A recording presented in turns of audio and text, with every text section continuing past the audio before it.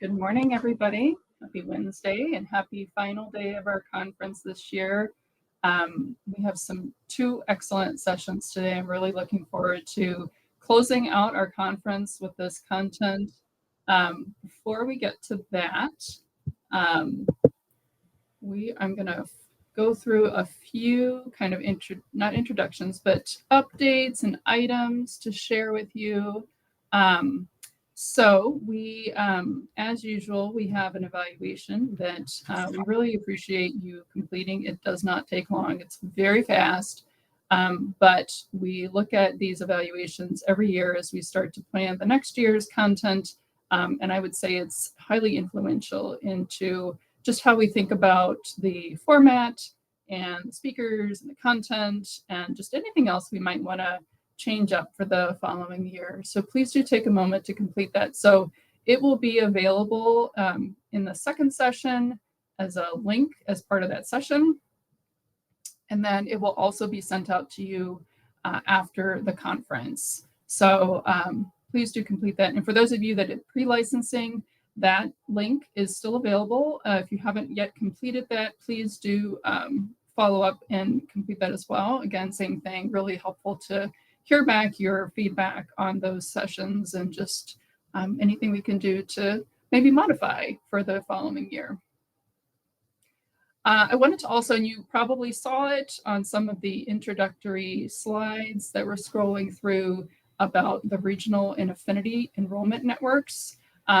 These are really, I think you've also probably heard throughout the sessions that we've had so far, them referenced. I think they've been just very important over the past few years in just helping to keep people informed of what's going on in the communities that they're serving for enrollment assistance. So I invite you to join one of those, either the regional network that serves your area, as well as we have two affinity networks, those serving Spanish-speaking communities, as well as those serving Hmong-speaking communities. If you go to our website and then /REN for REN, that'll take you to the main REN page, and you'll find information about the RENs, as well as how to join. And then also there's data that we provide regarding each of those communities about enrollment, what we know that's been happening in the marketplace and Medicaid space over time. So that can be really helpful also as you try to help those in your community and just prepare any outreach that you might want to do cooperatively. So today with the two sessions, we'll conclude a little earlier than normal at 11 o'clock. For those of you that are seeking the pre-licensing or the continuing education credits, those certificates will be sent out after the conference. It does take a little bit to prepare, but we anticipate that they will be sent out by the end of next week. So please do take a look at that and take a look for that. But also have a little bit of patience. Like I said, it takes a little bit of time to get those out.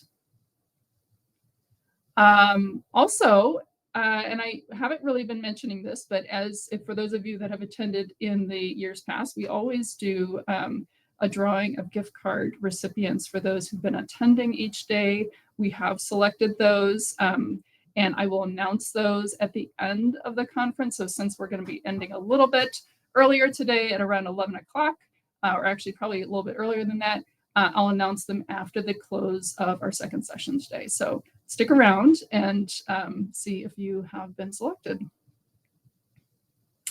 So then finally, just want to share the two sessions that we have today, which the first one is an update on what we know about the unauthorized enrollments in the marketplace. So we had a webinar about this when we first were learning what was happening.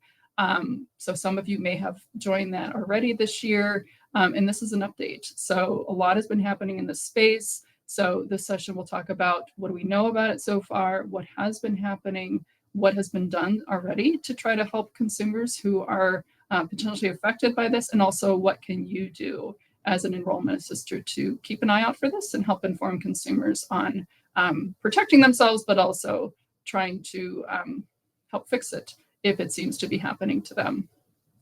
And then we'll round out today with a session on focusing on young adults. And there's a lot of choices that young adults have. Also, there's a lot of, as we always hear about young invincibles, they are maybe, as we all remember, probably less inclined to want to get coverage. And so I think this is going to be a really great session to round out today, just to talk about how to appeal to younger folks and also what are all their options. So yeah, great content today. So I maybe get a thumbs up. Are we ready to go for the first session? Excellent. All right. So super excited to welcome Julia Garvey, who will be facilitating and moderating our first session on the unauthorized enrollments. Julia has been a navigator, I think, since the beginning, and she is well known, very knowledgeable, and just in many different spaces has such important perspectives and information and experience to share. And I know that this is a topic that she has been following since the beginning. She was one of the earlier folks in our networks to help raise awareness that something was happening. And so, Julia, so happy to have you here today, and I will hand it over to you. Volume.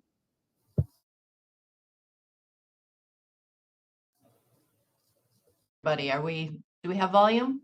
Yes, I can hear you great. Excellent. Thank you. Thanks for the introduction, Allison. And I have been passionately exploring this topic for a little over a year now, when a patient at a local health system was denied cancer treatment for having insurance out of network. As a navigator at a federally qualified health center who serves not only our partnership community health center patients, but the community at large, this was my first look at a confusing issue. And I'm happy to say that we resolved that coverage issue and he was able to continue to get care. Wisconsin has an extraordinarily collaborative environment that seeks to include everyone in the discussion. Collaboratively, we share what we were hearing from consumers at REN meetings, locally and at the state level. We participated in conversations with the Department of Health Services, with our Wisconsin Office of Commission of Insurance, with our qualified health plans and community partners. And although this discussion is ongoing, I'm pleased to share this presentation with you today to highlight the ways that both federal and state regulators are placing guardrails to help prevent malicious activity by a relatively few bad actors. How health systems are ensuring that patients have access to quality care in network, and how consumers are being assisted by navigators and local agents. I would like to say and give some due diligence and credit to our local navigators and enrollment assisters, because we know that this issue is largely being performed by out-of-state bad actors. And we really value, as we heard yesterday in our presentation from Chris George, the integrity and good work that our local agents and partners and enrollment sisters perform on behalf of our Wisconsin residents. One way to ensure that you're connecting someone to a local agent is to use the connector tool, and Covering Wisconsin has this on their website. All agents who elect to or who ask to be part of the connector tool have attested to be providing assistance with all qualified health plans, to refer patients to Medicaid and help with Medicaid enrollments if that is the proper path, and to not charge consumers a fee for working with them. Their assistance is also free. I want to let you know that our collaborative environment has been recognized as we work with national partners. And again, I just wanted to give a nod to our local assistance. Even though you're going to be hearing about bad agents, we are not talking about the people in our virtual room or the majority of agents in our state of Wisconsin. So with that, I'd like to introduce our esteemed speakers today. We're really fortunate today to get the most expert people from their fields talking on their subject matter today, starting with Gina Zadovich, who is the senior advisor for agents and brokers overseeing consumer quality initiatives for CISIO, the agency that regulates agents and brokers on the marketplace. Then we'll be hearing from Denise Olson, who works for Advocate Aurora. Denise is the Revenue Cycle Director and Financial Clearance, looking at ensuring that patients have access to care in network at Advocate Aurora. And finally, we're going to be sharing a wonderful story from Julie Miller, who's a consumer and patient in my area that got navigator assistance for her issue. Today, we're going to be covering the scope of the unauthorized enrollments and plan switching to remind you of what the issues are at hand. We're going to review the state and federal responses through CISIO and through the Office of Commission of Insurance. We're going to, again, hear from Advocate Aurora on systems that they have put in place to ensure that patients have access to in-network care. And then again, we're going to hear Julie Miller's story of coverage to care. And with that, I'm going to turn it over to Gina. Thank you, Julia, and thank you all for giving me this opportunity to talk with you. As Julia said, my name is Gina Stanovich.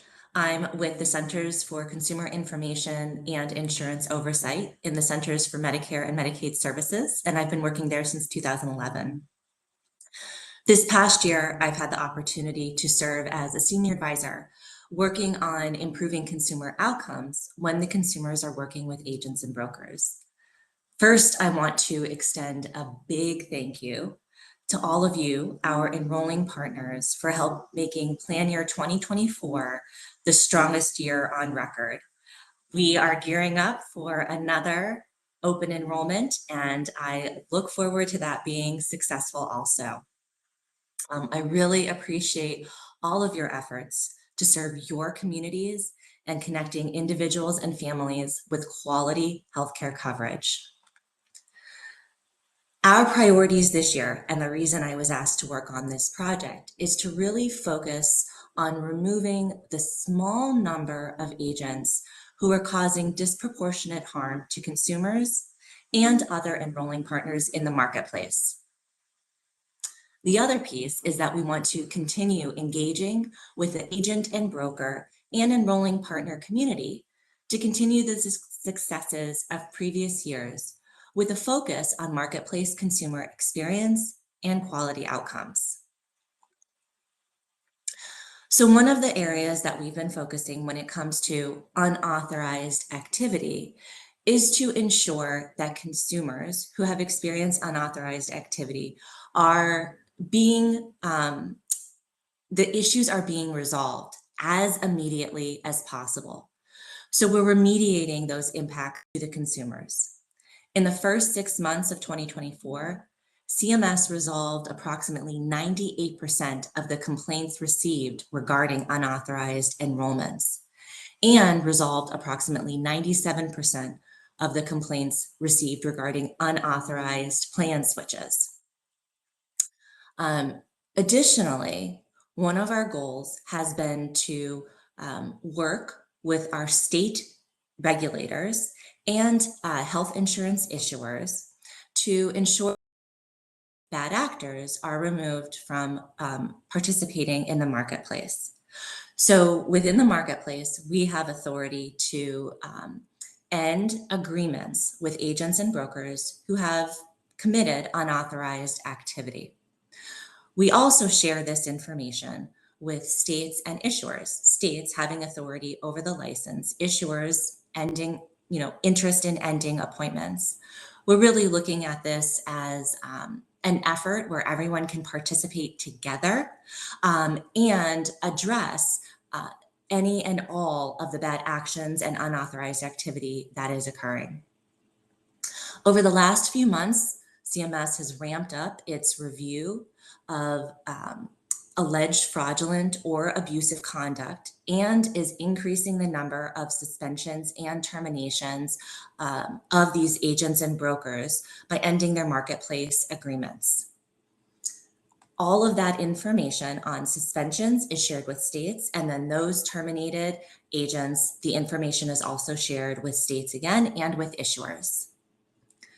Additionally, in addition to increasing our enforcement actions, quickly addressing consumer complaints, we acknowledge that there are other efforts we need to take. So we've looked at making system updates and any policy changes. In July, we made a major system update that would require an agent and a consumer to call the marketplace call center if the agent is not already associated with the consumer's enrollment. This will put an extra step in place and prevent any of that unauthorized activity. We are continuing to look at different ways, minor and major tweaks to the system and any technological updates. I imagine that is, not the only thing we will be doing, but it was a major technological improvement that we could make in advance of the next OE. I want to call out that agents and other enrolling partners are often affected by unauthorized activity, and we encourage you to suspect any or to contact us with any suspected fraudulent behavior. We have had a number of agents and brokers, navigators, and other assisters reach out to us when there have been concerns, when enrollments have been switched, or just when they've seen trends or spoken with consumers. I'll put this in the chat feature, but there is an agent broker line dedicated on the marketplace call center where you can call to report any suspected issues that you have seen in your community. The second piece that I mentioned at the beginning is really focusing on consumer outcomes. So within the marketplace, the majority of enrollments are supported by agents and brokers. So again, a big thank you. And we want to continue that relationship and really ensure that consumers are having the best experience that gives them a transparent, understandable, and valuable enrollment experience for themselves and their families. So we've identified some key areas where agents and brokers can build on their successes in recent years and help meet this goal. Over the past few months, we have provided this information with large agencies who we work with, share the data and metrics with them, and we will continue those conversations to track the trends and see how that information is improving over time. So I'm going to dive in here. And as a reminder, always include Social Security numbers. That is a required field. I am fully aware that you can, in the past, have been able to submit an application without the Social Security number, but please always include the SSN on the eligibility application for consumers who have them. This is important to us because it's going to reduce data matching issues and ensure that there isn't a coverage gap or some type of loss of coverage for the consumer. Consumers who attest to having an eligible immigration status should provide specific immigration documents or numbers to help confirm their lawfully present status. The other piece here with data matching issues is that please check the consumer's eligibility determination notice to confirm if additional documentation needs should be submitted. Again, I want to reiterate, we're focused on looking at data matching issues when it comes to agents and brokers enrolling consumers, because the failure to resolve those data matching issues will result in a loss of coverage and or financial assistance, and then likely a loss of the agent broker commission. Another huge area that we're looking at it when it comes to the quality of the consumer experience is around cost sharing reductions. We've certainly heard from enrolling partners that at times, a bronze plan might be less expensive for a consumer. That's understandable. But we are specifically looking at the 87 and 94% CSR. At those levels, especially the 94%, with the amount of savings and return, it is likely that there is a free plan available to your consumer that will offer more coverage. And so our ask here is to educate your eligible consumers on the benefits, including the savings that they can receive. Walking through the impact of total cost of coverage and unexpected care to consumers with whom you are working will really go a long way. Another piece that we have been looking at and tackling within the agent broker community are duplicate applications. And so we have heard anecdotally that it's easy enough to go in and create the duplicate application. We are looking at this. We are looking at controls to put in place. But our ask here is to just perform a person search in compliance with consent requirements to confirm and verify that consumer does or does not have an existing application. If the consumer has an existing application, update that. Do not create new applications for consumers who have an existing active application. And the fourth area is around Medicaid denial attestations. So this is really just encouraging that these questions are answered accurately. We've compared data against between agents and brokers who are working with consumers versus consumers who are working without an agent or broker, and have found that this question is answered at a disproportionate level when working with an agent and broker. So we're asking that you ensure consumers are attesting to being denied Medicaid and CHIP only if they have received that denial notice from the state agency. We are going to continue engaging with our agent broker community to explore best practices, lessons learned, and challenges. As I mentioned, we're going to continue to meet with our large agencies. We are providing individual agent and brokers performance dashboards in the Marketplace Learning Management System. We will continue our engagement and communication. We are providing agency-specific dashboards to all of our large agencies. We have developed new optional mini training modules. These are, shorter reminders of some of the hot topics that address key marketplace priorities. And we've also looked at updating the Circle of Champions program to better recognize agents and brokers who are providing excellent consumer service. So thank you. I know we're going to wait for questions until the end, but I really, again, appreciate you giving me the time to share some of the priorities within CSIO and the marketplace, and look forward to further engagement. Thank you. Back to you, Julia. Thank you, Gina. Thank you so much. And I, along with my colleague Caroline Gomez-Tom, was able to join a CSIO listening session early in 2024. And I know that CSIO is really interested in hearing from a variety of stakeholders about what's happening on the ground with consumers. And we'll get to hear an example of that later on in our presentation today. I'd like to share with you what's going on locally. Also, I want to remind people participating here that you may have some little arrows in your screen that allow you to expand to full screen. That will be especially helpful as we get to the end, when we have a timeline that's got lots of little words that you can't read when it's small. But I'd like to read to you a statement from the Office of Commission of Insurance. And when we first started discussing this with OCI in December, there were very few individual complaints filed at that time, but things have been really increasing in their workload because of the awareness created from discussions like this, and individual complaints really are ramping up.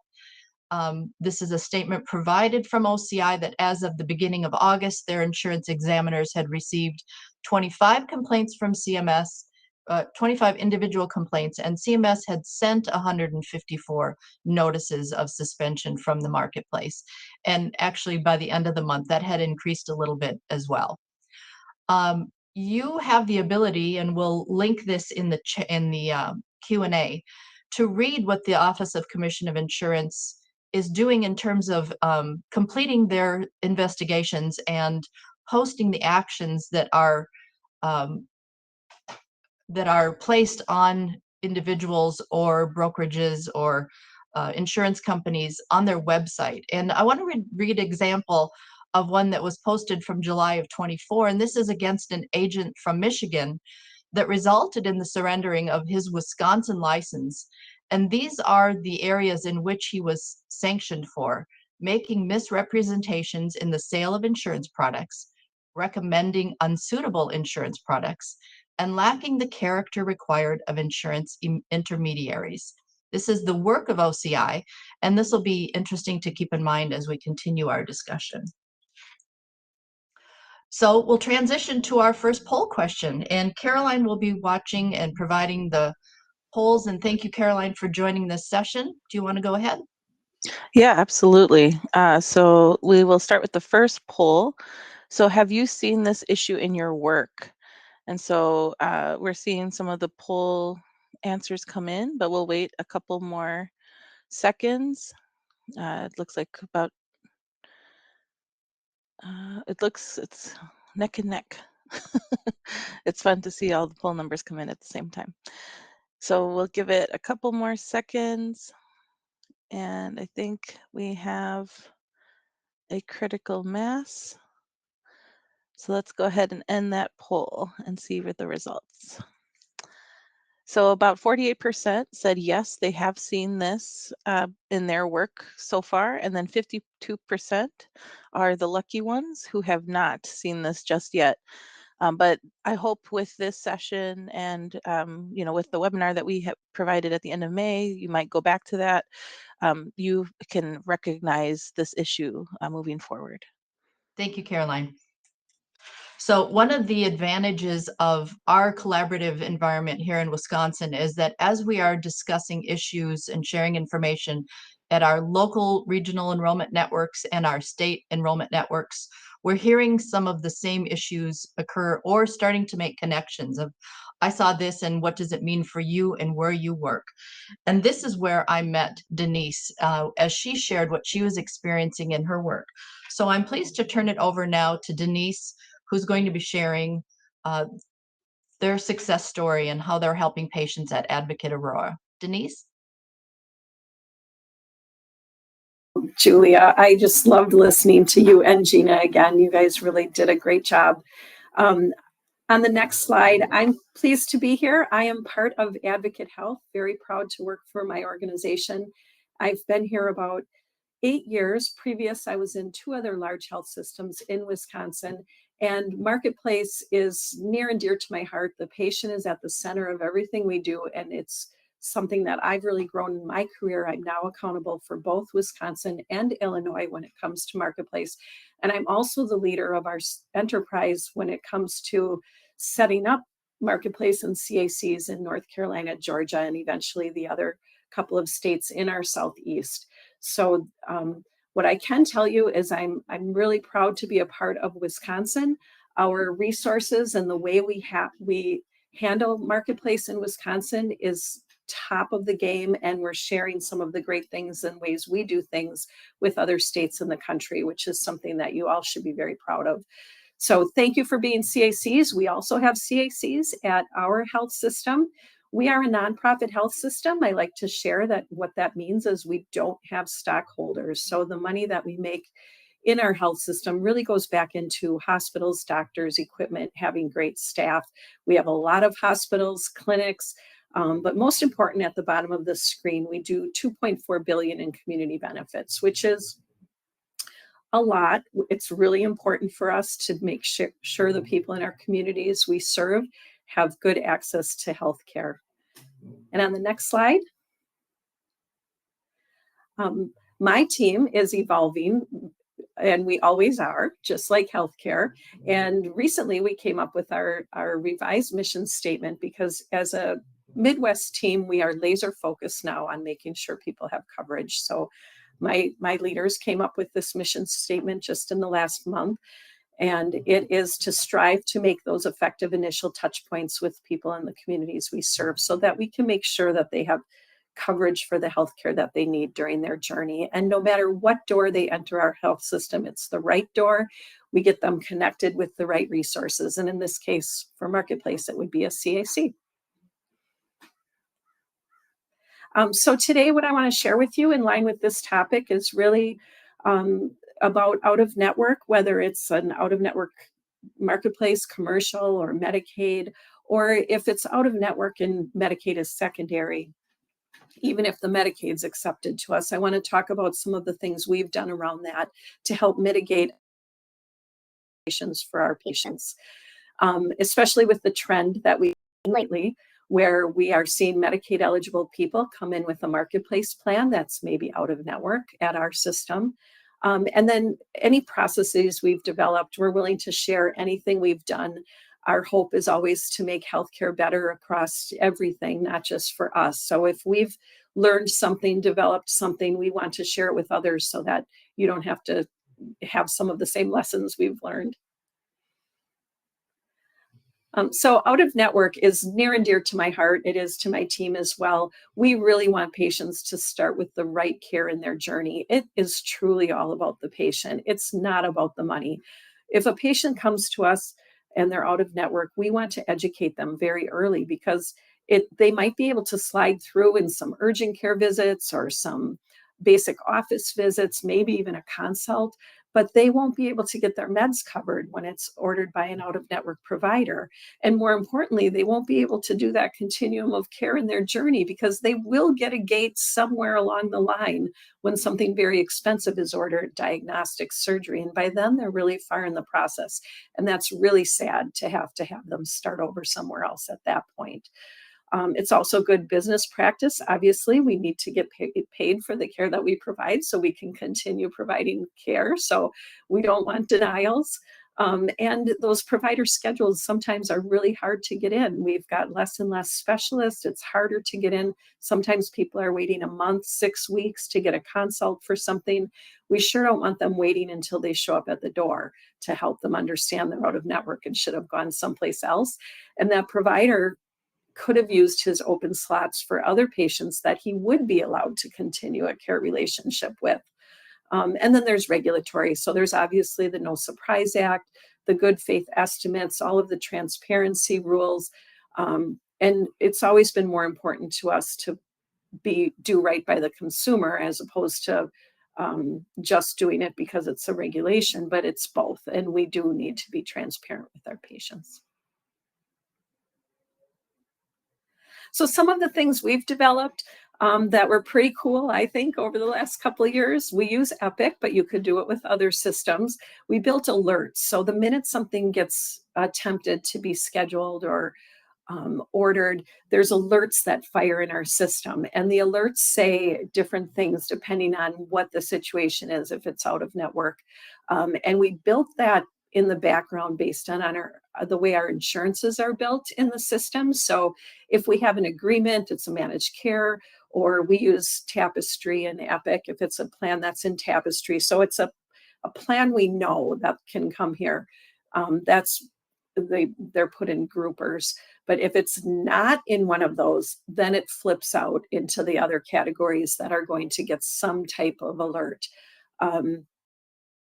Really helpful because that stops people from the beginning before they get something on the schedule. We also do a lot of text notifications and email notifications to our patients through their portal. So if it is something where they have a plan that would trigger one of those alerts, they could get a message on their phone through a text or an email, making sure that they're alerted very early when something is scheduled, so they're not waiting until the time they finally show up. And then some of that, it still makes it to the schedule. And that's where my team really has been involved with getting feedback to those departments where the patient is scheduled so they can address it at their level. We can't just cancel an appointment. They might be in the middle of a cancer treatment or an OB episode or something, but it's that clinical department that really needs to look at how something got through their schedule, what they need to do with that patient, maybe redirect them to in-network care. Or maybe we need to work with that patient because it could be a situation where they were inappropriately enrolled in an out-of-network plan. And then there's that out-of-network commercial. So if there's no Medicaid involved and they're simply out-of-network here, they can come here. We're not going to stop them from coming here, but they need to be very clear that they will have to pay full price and sign a financial responsibility agreement, which some people choose to do because they want to get the care here. But we want them to be very clear early in their healthcare journey before they get too far towards their appointment. So this is probably one of the most important slides I have in front of you right now. And I want to make sure this is really clear. Medicaid does expect patients to get care where they have coverage. So if a patient has an out-of-network primary, and in this case, it might be a marketplace plan, but they have any kind of Medicaid involved, they really need to go where they have effective coverage right now. It's an expectation. They have to. If we slide it through and eat the denial on the primary, Medicaid will never pay us for that. They will say that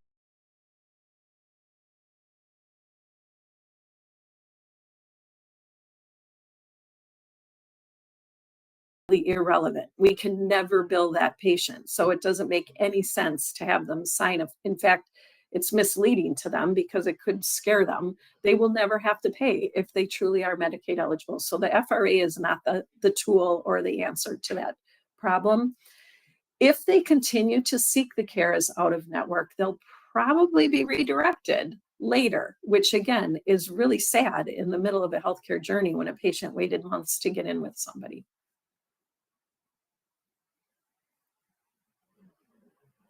So the results. So some of the results we've enjoyed from all of the hard work that my team has done over the last year is that consumers are educated and redirected to where they truly have coverage. We want them to get care where they have coverage, where their meds will be covered, where their continuum of care will happen.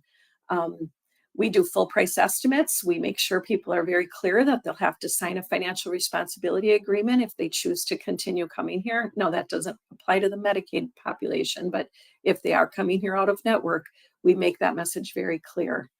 There are times care might be deferred until a patient can resolve that. Absolutely help people. We talked earlier about the three-way call. My team will help with a three-way call to a Medicaid caseworker, to DHS. We'll work with Marketplace. We'll work with the complaint on a Marketplace if a patient really thinks they were enrolled against their, they didn't want to or they shouldn't have it. So we do help them, and we might just defer that elective care until all of that is figured out and they truly have coverage to let them come here. But the patient has to want the help, answer the phone when we call them, and be a part of it. We can't fix it for them. Marketplace plans can affect the whole family. There are situations where a patient really is at risk and will lose their Medicaid coverage, and they should have the Marketplace plan. So we certainly don't step in and just do things for patients. They need to be engaged in a part of it. But most important, the last bullet point on the last slide is about our favorite resource, Covering Wisconsin. I love, love, love Covering Wisconsin. My team loves them. I'm telling you, as I work throughout the country, nobody has anything like a Covering Wisconsin. They are the most established, competent, plugged into the other entities, as Julie talked about earlier. We're very engaged with each other in Wisconsin. Covering Wisconsin is the best. If a patient is struggling with getting their concern filed, their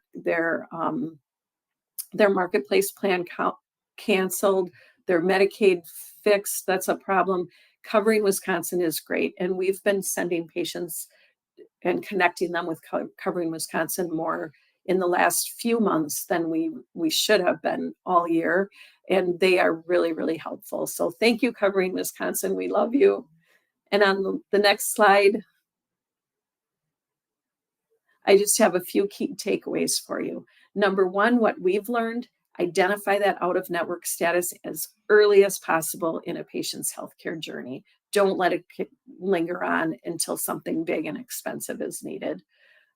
We need to keep them at the center of all the decisions we make and how we develop our processes. They are what keeps us in the role we're in healthcare. It's why we're here. I hire people that have the patient at the center of what they do. It keeps them coming to work every day, and I think it's why they stay with us.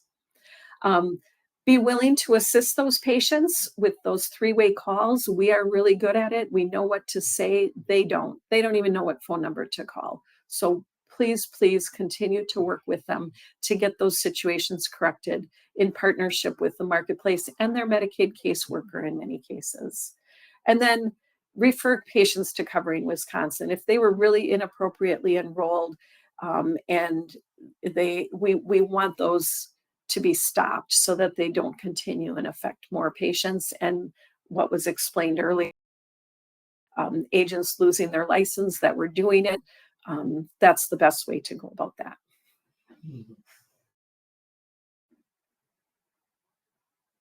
Denise, thank you you so much for your presentation. Thank you.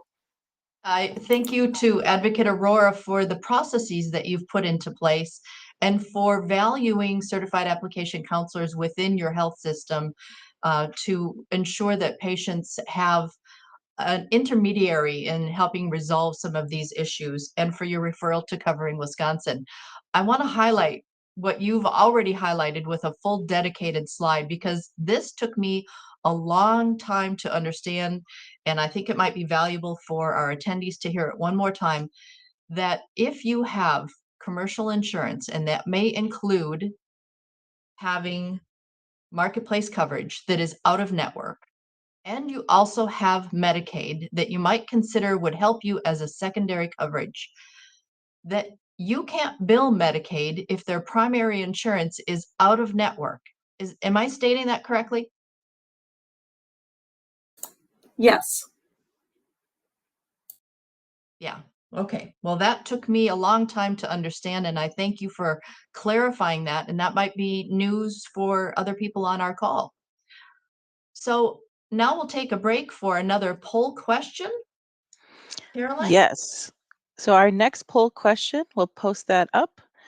And it is, have you referred a consumer impacted by fraud to Covering Wisconsin?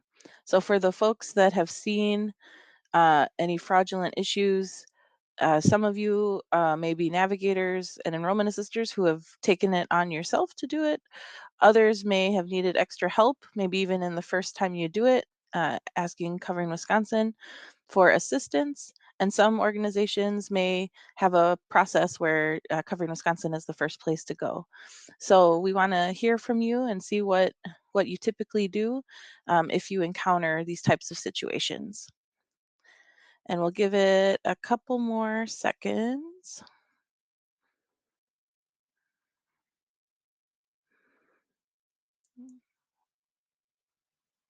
All right, I think we've slowed down, so we can go ahead and end that poll.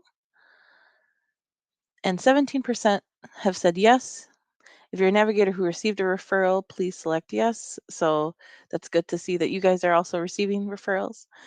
And then 82% said no, but now you know that you have a backup support with Covering Wisconsin on these particular issues. Even if you are just trying to figure it out yourself, you want to be able to do this for your consumers when you encounter these issues, but you can always call us for just backup support and to help answer any questions as you go through the process, because at this point we have gone through many. Thank you, Thanks, Julia. Caroline. We were really flying blind the first couple of times that we encountered this, and we learned a lot from our partners around the state and from other states who have been dealing with this in larger volumes. So we are a learning collaborative, and we're happy to support anybody in their pursuit of wellness for your consumers. So now I would like to share a story of how we can help our consumers and introduce to you Julie Miller, who is a patient who was referred to me by a regional health system. And Julie was motivated to assist me in this discussion today because she's come from a background in healthcare. And Julie, are you there? Hi, Julie, thank you so much. Hi. Can you tell a little bit about your story and why you were motivated to share today with me? Sure. I've been in the healthcare field since I graduated from high school.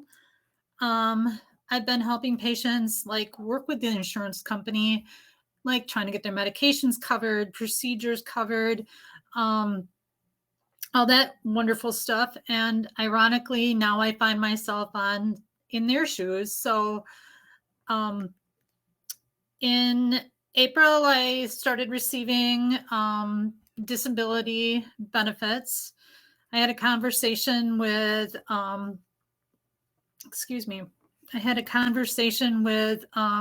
Badger Care on the phone. And in May, I received a letter stating that my wages would cause me to lose my Badger Care in June or on June 1st of this year, and that I would have to find my own insurance at that time. So, which meant that, okay, I have a limited income. So now I have to go and I would have to go online and try to find something that fit into that income. I started punching in all my information and received tons of phone calls, emails, all that great stuff. And most of the calls that I received, people wanted like $700 for coverage. That wasn't even like my dental or vision or anything like that. And it's like, wow, I can't afford that with rent and food and all that other stuff. Finally, I received something from an agent that said that they could provide me with coverage for my health care for $139.98, I believe it was, a month. And I thought, wow, that's really great. That'll fit into my budget perfect. The person on the other end was so nice about it. I said, the only thing I need to know is I need to know that my hospital and my specialist need to fit into this plan because it's very important with everything that's going on health-wise. She said, sure, give me your hospital and I'll check into the system and make sure that it's covered. I gave her my hospital name. She looked it up, and a little bit later she came back on the phone and she said, yep, your hospital's covered under this plan. I said, great, that's awesome. She said, now give me your specialist names. I gave her the specialist names. She then went and she looked those up. She came back on the line and she said, yep, your specialists are covered also under this plan. I thought, okay, great. Now everything's covered. The price is right. I thought, great, I signed up for the plan. I went to my doctor's visits. Coming up, I knew that I had a test that was coming up that was well over $2,000 to have done. Now I had insurance to cover that. I went to my doctor's appointments. I paid the copay with my insurance. I did have some hospital stays along with the testing that was covered. My last hospital stay, I was being discharged. And upon discharge, I was told that my insurance didn't cover my hospital. Well, now I have like over $50,000 in hospital bills, and I'm panicking because this woman told me that my hospital and everything was covered under this insurance. And now all of a sudden, bang, I'm responsible for it. And I left the hospital in tears because I didn't know what to do. And luckily, the social worker there had given me a call and referred me to Partnership Community in Julia. And that's where we go from here. And has been wonderful in helping me get to the next stages in my process. And luckily, a sense of relief. So that's kind of my story in a nutshell. And if it wouldn't be for all this, I don't know where I'd be right now. So thank you, Julie, for setting out the timeline. You really experienced a lot from the time you started your Badger Care renewal, got connected to a plan that you really felt was going to fit your needs, and then hearing at the end of a hospital stay that your coverage was in fact not effective at the hospital system you were going to. And again, when you were referred from your social worker, at that point you had $50,000 in out-of-network bills and more bills coming in, and it was a stressful time for you. correct. Okay, so now we know Julie's entry into our relationship, and from now on, I'm going to refer to myself as navigator so I don't confuse you between the Julie and Julia story. So here's what we did. As we first met and discussed her options, she had given permission for her social worker to share some of her story in her referral to me. So in our first conversation then in July, as navigators do, is we kind of assess the whole situation. And as I learned of Julie's income and kind of screened her roughly for assets, I really felt strongly that she should be eligible for the MAP program. She was receiving disability. Her income was below the 250% threshold, and she attested that she did not have assets above the $15,000 income or asset limit. I think what hung her up earlier in a discussion about MAP is that in-kind income was not really explained in a way that she understood that it could be an option for her. So we spent some time with that. And once we determined that this out-of-network coverage was not serving her in any way, because her hospital system typically does not grant financial assistance when a patient has insurance, regardless of whether it was in network or not. So because it was not helping her with any of her care, our decision was to terminate that immediately. So the first day that we spent together, it was probably a 2-hour session together. We called the marketplace and terminated that plan. We requested to escalate a fraud complaint.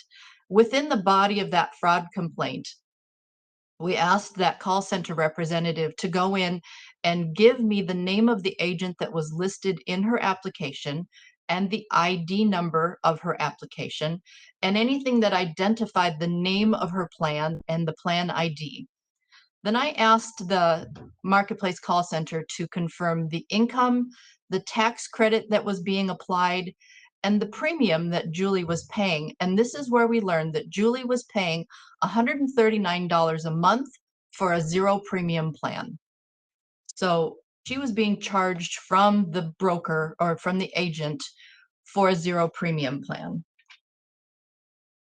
In that same day, we turned around and called the consortium and applied for the MAP program over the phone, requesting a back date to June 1st so that hopefully we would get coverage that would go back to when she had lost her Badger Care initially. We had a very thorough discussion of in-kind income and what activities Julie could perform that would fulfill the work requirement for the MAP program. We discussed asset verifications and what exactly Julie would need to locate to verify her assets. And then I emailed Julie the in-kind income form so that we didn't need to wait for it to come in the mail, because we were really motivated to move this forward as quickly as possible.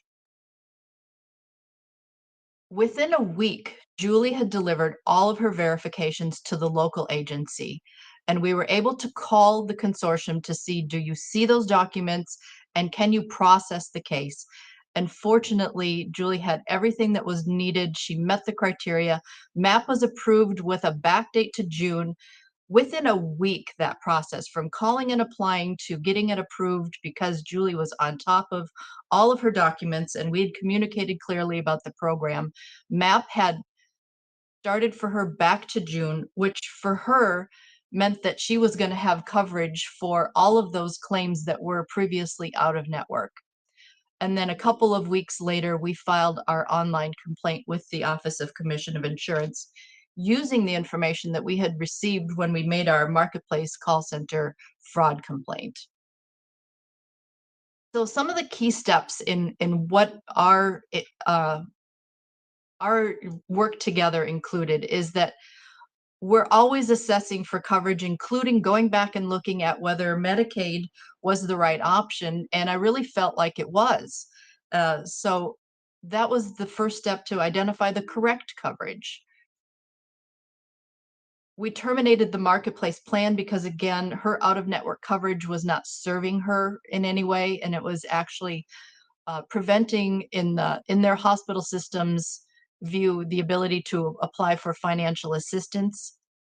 We escalated that fraud complaint through the marketplace call center, through their health insurance casework, or a HICS. We got her enrolled into her Medicaid program and confirmed that, and we filed our complaint with OCI. And the best thing we were able to do then is turn around and alert all of her medical payees that Medicaid will be the payee from June ongoing. And that included the health system, the specialists. Ironically, some of the specialty care that was provided to Julie in the hospital was in network. But if the marketplace does its work to retro terminate that coverage, then they will bill Medicaid. And by having that coverage that was in network, Julie was being billed the co-insurance for that plan. And hopefully that money eventually could be reimbursed to her if Medicaid is the payee for those services. I'd like to provide you all with some tips for escalating fraud to the marketplace. We've learned this kind of the hard way by not doing it right or by missing out on some information. We've kind of collaborated with other states to get their guided steps as well. So what I'll share with you is that discovering information about what someone is enrolled in from the marketplace call center is key to filing both the complaint with the marketplace and with our Office of Commission of Insurance. And that includes getting the plan name, the start date of coverage and the premium amount, the application ID, the agent name and their national producer number, and the reading the eligibility notice to see how they counted the income and the tax credits. And we did this all over the phone, but you could use that information then to create a healthcare.gov account and link it to the application ID. We knew what action we were requesting. We wanted to terminate that plan immediately. If we had not wanted to terminate it, if say we wanted to, we weren't able to keep her in Medicaid, we would have asked to switch plans and request an SEP, or we would have looked for another opportunity for a special enrollment period. Ironically, the marketplace considers Julie's case resolved. Do we still have that full screen? We had requested a complaint that included a lot of information, but what I didn't do correctly was to request that that complaint be read back for accuracy, because what they provided to the escalation center was not complete, and we're actually still in the process of getting her case resolved. I'd love to tell you this was all wrapped up with a bow, but it is an ongoing situation that we're still working on. And then in terms of filing a complaint with the Office of Commission Insurance, it's important to have those documents ready to upload when you're completing that action. And for Julie, that included a copy of her insurance card, any plan documents or emails that she had received. She looked in her bank statements for proof of premium payments paid to somebody for health insurance, and it was not the qualified health plan, and her explanation of what occurred and the impact of that. Now, OCI does not have an authorized representative field in their online complaint. So what we did is use our agency authorized representative form and submitted that along with her case number. So now I'm able to assist Julie to submit documents or to read and understand any communication that comes back to her that she might need assistance with. I wanted to point out that you do not have to file a complaint necessarily in coordination with your consumers. Some consumers are reluctant to file a complaint. You can include yourself as the person who is filing the complaint. Include the insurance company and the details of the complaint in the required fields and describe the problem. And this still gives OCI enough information to start investigating a case. It is more helpful, of course, when you can associate a consumer with this, but it still gives OCI information to look into what you might be filing as a complaint. Also, advocacy beyond what we've just taken includes helping the consumer to contact billing departments and let them know that they might have a different payer source. We're going to continue to track the marketplace and OCI complaints and ensure that future billing is correct. And then we're going to keep an eye at tax time that she not receive a 1095-A form because we've asked for this to be retro terminated. I'm going to skip this. We've done 2 already. I'm going to hope that this has provided you with the proper steps to help a consumer. I'm going to refer you again to Enrollment Assisters at Covering Wisconsin. But before we go to questions, I wanted to give Julie the opportunity to have the last word in this presentation. You had some eloquent comments when we were preparing for this. Guys, I just want to say that it's very important that we do this because there's so many people out there that, as Julia said, and everybody knows this, they don't want to say anything because they don't want to cause trouble. They may not want to be, it's better to be quiet. But please, please help these people. And I mean, I can only say from my heart that this means so much because I don't know what I would have done if I had to pay all this money back and came out of here because there's not words that I can say. And we just need to help all those people out there. And that's where I just want to leave it. Please, please help these people. Thank you. Thanks, Julie. All right, let's take a break for Q&A. What do you see in the chat, Caroline? Yeah, we have some good questions for, I think, all the speakers at this point. So first, I want to ask, I don't think I know how to do a person search on healthcare.gov. Do we have to call the call center for that? That's, I think, for Gina. Yep, thank you for that question. That functionality is actually offered by some of our enhanced direct enrollment partners, so not through healthcare.gov. The functionality, if an agent or broker is to use it, the agent needs to have consumer consent even before conducting person search, but as you know, available on healthcare.gov. So Gina, just to follow up with that then, if a navigator were to want to do that plan search, that would require them to call the marketplace call center then. Is that correct? As a navigator, we don't have access to those third-party enhanced systems. We rely on healthcare.gov. So the person search functionality allows the agent working with the consumer to pull up the consumer's application. But as a And then navigator and entity, make modifications, right?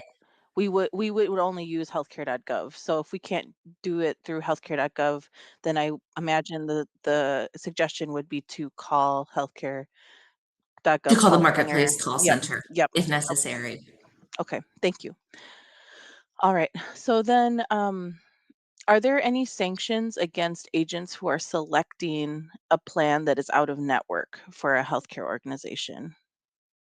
So, for example, if a patient goes in and isn't able to use their care because they were they received a plan that is out of network, would there be any sanctions or reportable offenses if that agent or broker signed them up for that plan, knowingly that their providers would be out of network? And I don't know if that's a Gina question or if that's one that we would.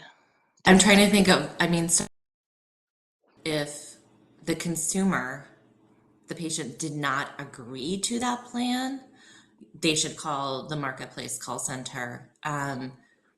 Or if the agent misrepresented the network and the plan, they can call the marketplace call center and file a complaint, and we can go from there. We would have to walk through each of the specific scenarios to determine the resolution and outcome for the patient and for the agent. Excellent, thank you. So then the next question, and this one might be for Denise, I believe, or no, I'm sorry, this one would be for Julia. So for Julie's situation, why was MAP not initially an option? And what are some ways that we can make sure that people are getting the Medicaid coverage that they should be eligible for? Oh, Julia, you may be muted. Thank you. When Julie did her Badger Care renewal and indicated that she was receiving Social Security disability, she did not at the time report work income or work activity. So in processing MAP, if the worker does not indicate that there is a work activity associated with it, or if the in-kind income wasn't discussed and kind of case pended while she provided that documentation, it was just denied. And so she didn't think she was eligible because she didn't really understand what in-kind income was looking for. So as an assister, when you're identifying someone who has Social Security disability or a disability, that work activity discussion is so important for you to advocate on behalf of, so consumers understand what types of activities could make them eligible for the program. Excellent.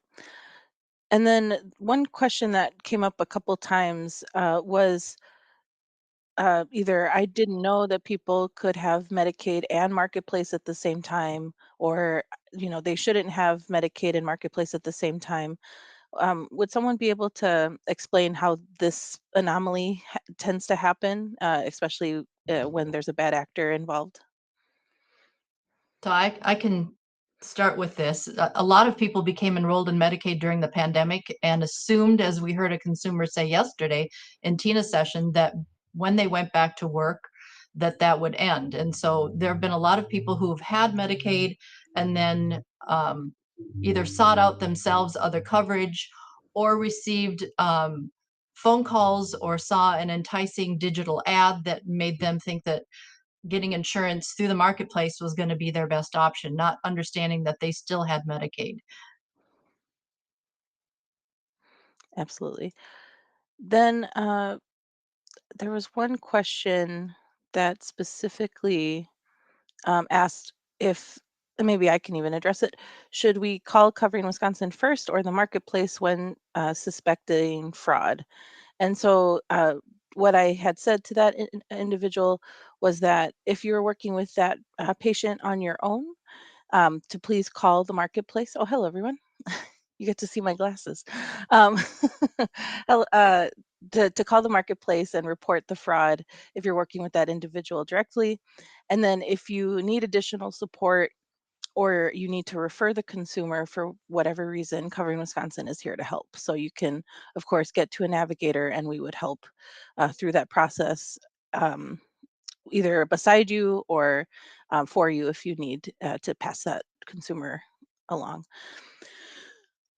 We should And then, probably wrap. I know that oh, this sure. is so much important information, and I hate to stop. Put myself there. We go. So sorry we had to close. I just want to make sure people have a chance for the next a break before the end. Any questions that are still in the Q&A that we didn't get a chance to address, we will share back with Julia and the presenters to see if we can get some additional responses. But thank you so much to Julia, to Denise, to Gina, and Julie for sharing your story. Just so powerful and critical I really appreciate that we've come back to this topic since so much has happened and still so much yet to try to help with consumers. All right, so thank you, everybody. We're going to close this session. So leave the session and then come back for our final session of the day in the platform. And we'll start right around 9:50 as normal. And yeah, so see you shortly. Thank you.